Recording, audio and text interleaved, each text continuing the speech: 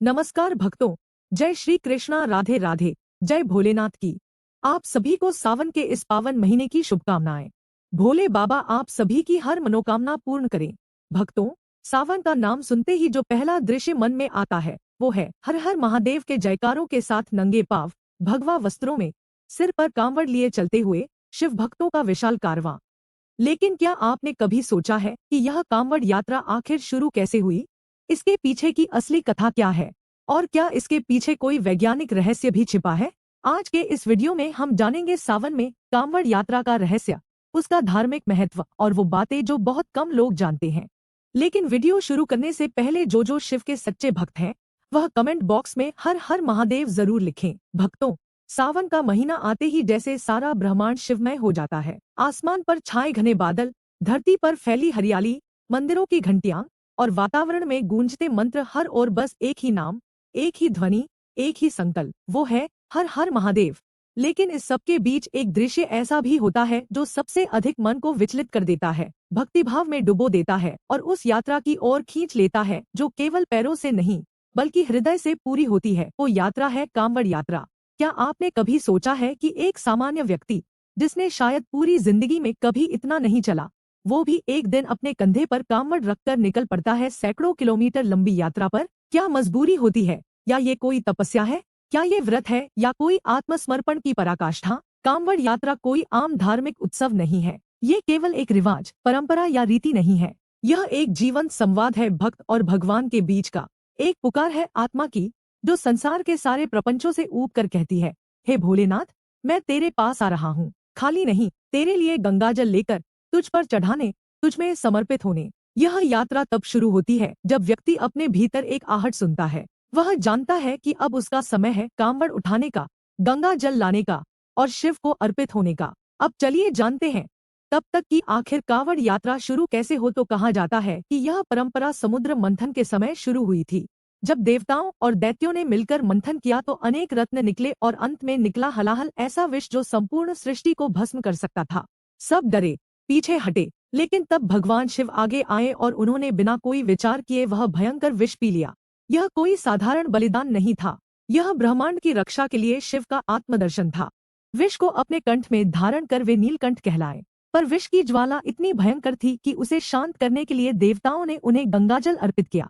तभी से शिव को गंगाजल चढ़ाने की परंपरा शुरू हुई। भक्तों का विश्वास है कि जिस तरह गंगाजल ने शिव के भीतर के विष को शांत किया, वैसे ही उनके जीवन की सारी व्यथाएं, सारे कष्ट और सारे विकार भी इसी गंगाजल के अर्पण से शांत हो सकते हैं। इसीलिए वो निकलते हैं हर साल सावन में, नंगे पांव, कांधों पर कांवड़ रखे, सिर पर आस्था की छाया लिए। कोई हरिद्वार से चलता है, कोई गंगोत्री से, कोई सुल्तानगंज से, कोई नर्मदा से तो कोई काशी से। उनकी दूरी भले अलग हो, पर मंजिल एक ही होती है, भोलेनाथ का मंदिर। और भाव भी एक ही होता है, पूरे समर्पण के साथ शिव को अर्पित होना। यकीन भक्तों, यह यात्रा बाहरी रास्तों की नहीं, यह यात्रा आत्मा की होती है।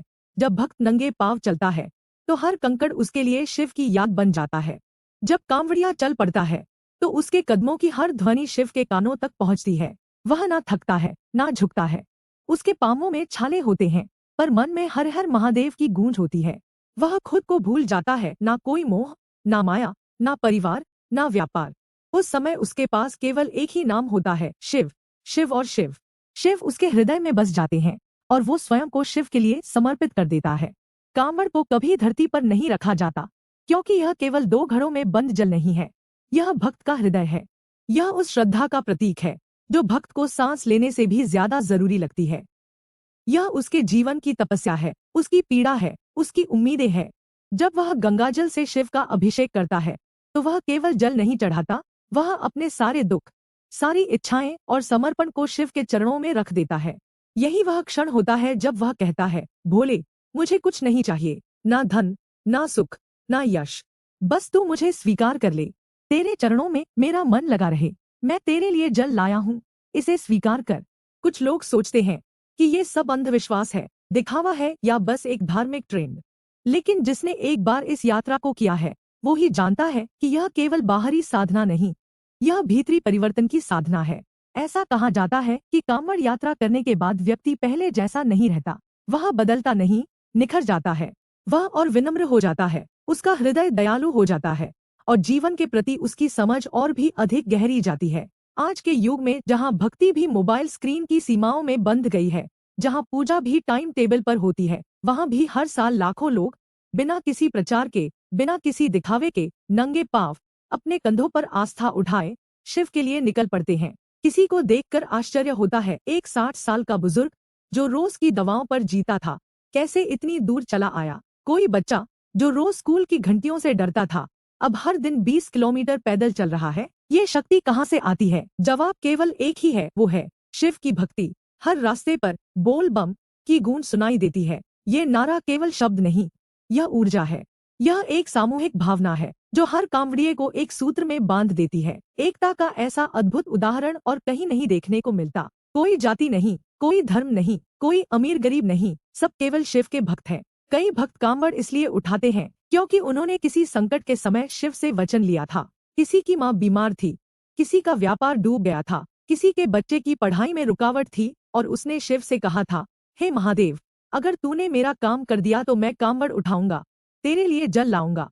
और जब काम हो गया तो वो भक्त वचन निभाने निकल पड़ा। यह कांवड़ केवल शरीर का भार नहीं, यह वचन का भार है, श्रद्धा की डोर है, संकल्प की पहचान है। इस यात्रा के दौरान व्यक्ति संयम का पालन करता है। वह न मांसाहार करता है, न मद्यपान, और कुछ तो मौन व्रत रखते हैं। वह इस यात्रा को ब्रह्मचर्य की तरह निभाते हैं। कहते हैं, यदि किसी कांवड़िए की नीयत खोटी हो तो उसका गंगाजल खुद ब खुद गिर जाता है। ऐसा माना जाता है कि यह यात्रा तभी सफल होती है जब वह पूर्ण श्रद्धा, संयम और शुद्धता के साथ की जाए। और फिर वह दिन आता है जब कांवड़िया अपने गंतव्य पर पहुंचता है। उसके पांव थक चुके होते हैं, शरीर तप चुका होता है, पर आंखों में केवल चमक होती है। वह जल को शिवलिंग पर अर्पित करता है और उसकी आंखों से आंसू बहने लगते हैं। ये आंसू केवल थकान के नहीं, ये आत्मा के मुक्त होने के हैं। वह समझ जाता है कि जीवन क्या है, समर्पण, त्याग और विश्वास। कांवड़ यात्रा न तो केवल शरीर की है, न ही किसी व्यक्तिगत कामना की। यह यात्रा है हृदय की, आत्मा की, विश्वास की, उस शुद्धतम प्रेम की जो एक भक्त को अपने ईश्वर से जोड़ता है। यह केवल हिंदू धर्म का पर्व नहीं, यह उस सच्चे भाव का उत्सव है जो हर हृदय में जन्म लेने की प्रतीक्षा करता है। जो व्यक्ति एक बार कांवड़ यात्रा कर लेता है, उसके लिए संसार के अन्य सुख बेमानी हो जाते हैं। उसे अब मंदिर की मूर्ति से नहीं, अपने भीतर के शिव से प्रेम हो जाता है। वह जान जाता है कि सच्ची भक्ति वही है जिसमें भक्त अपने ईश्वर के लिए कष्ट उठाए, उसे कुछ देने आए, न कि मांगने। सावन में जब आप सड़कों पर, गलियों में, पगडंडियों पर, नदियों के किनारे या घाटों पर इन जगहों पर भक्तों को चलते हुए देखें तो उन्हें देखकर केवल वहां मत कहिएगा, आप उनके भीतर के समर्पण को महसूस कीजिए। वो लोग जो कांवड़ लेकर चल रहे हैं, वे कोई साधारण लोग नहीं, वे शिव के सबसे निकटस्थ लोग हैं। वे शरीर से नहीं, आत्मा से शिव तक पहुंचने निकले हैं। तो अगली बार जब सावन आए और आपके कानों में बोल बम की गूंज सुनाई दे, तो रुकिए, झुकिए और उस गूंज में अपने भीतर के शिव को महसूस कीजिए। क्योंकि कांवड़ यात्रा केवल वो नहीं जो आंखों से दिखाई देती है, वह वो है जो आत्मा को झकझोर देती है, हृदय को भक्ति से भर देती है और जीवन को शिवमय बना देती है। भक्तों, मिलते हैं अगले वीडियो में एक नई जानकारी के साथ। हर हर महादेव।